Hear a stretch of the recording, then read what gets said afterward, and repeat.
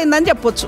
Yes, ఖచ్చితంగా తెలంగాణలో అయితే ఖచ్చితంగా ఎలక్షన్ సీజన్ స్టార్ట్ అయిపోయింది. ఆల్రెడీ 3 పార్టీల స్పీడ్ చూస్తుంటే ఈవెన్ రేవంత్ రెడ్డి కావచ్చు, అక్కడ కేటీఆర్ కావచ్చు, అక్కడ బీజేపీ నుంచి కావచ్చు, 3 పార్టీలు ఎలక్షన్ పోర్లోకి బరిలోకి దిగిపోయి అందులో భాగంగానే ఈ సర్వేలన్నీ కూడా చేస్తున్నాయి. సర్వేలు ఎందుకు చేస్తున్నాయంటే ఇంటర్నల్ పార్టీ మీటింగ్లో రేవంత్ రెడ్డి కూడా పార్టీ ఎమ్మెల్యేలకు చాలా సీరియస్గా చెప్తున్నాడు. వచ్చే ఎన్నికల్లో ఎవరికైనా సరే గెలుపు గుర్రాలకు మాత్రమే సీట్లు ఇస్తాము, ఇంతకుముందు మాదిరిగా కాదు, మీరు బాగా పనిచేసిన సీట్ ఉంటుంది, లేదంటే మీ ప్లేస్లో ఎవరికైనా ఇస్తామని. పైగా ఆయన ఈ మధ్యకాలంలో జంజీ వైపు ఎక్కువగా కాన్సన్ట్రేట్ చేశారు. మొన్న 25 ఏళ్ళ నుంచి 21 ఏళ్ళకి పోటీ చేసే వయసును కూడా తగ్గించమని డిమాండ్ చేస్తున్నారు. అంటే వచ్చే ఎన్నికల్లో యూత్కి ఎక్కువగా కొత్త వాళ్ళకి టికెట్లు ఇచ్చే ఆలోచనలో రేవంత్ రెడ్డి ఉన్నట్టుగా కొంత తెలుస్తుంది. 2 కేటీఆర్ కావచ్చు, కేసీఆర్ కావచ్చు ఇంటర్నల్గా అదే చెప్తున్నారు. ఆల్రెడీ మనం ఒకసారి దెబ్బతిన్నాం, గత ఎన్నికల్లో ఓటమి పాలయ్యాం.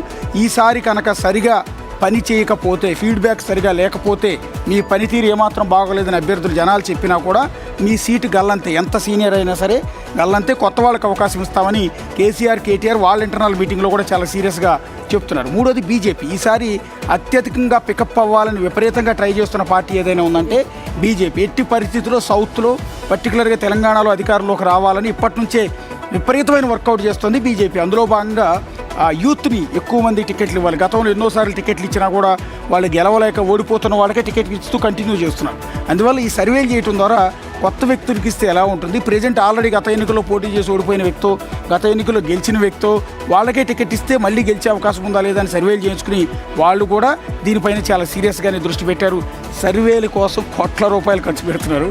ఈ సర్వేలు ఓపెన్ చేయరు, అన్అఫీషియల్ ఆఫ్ ది రికార్డు వాళ్ళ దగ్గర మాత్రమే ఉంచుకుంటారు. సర్వేలు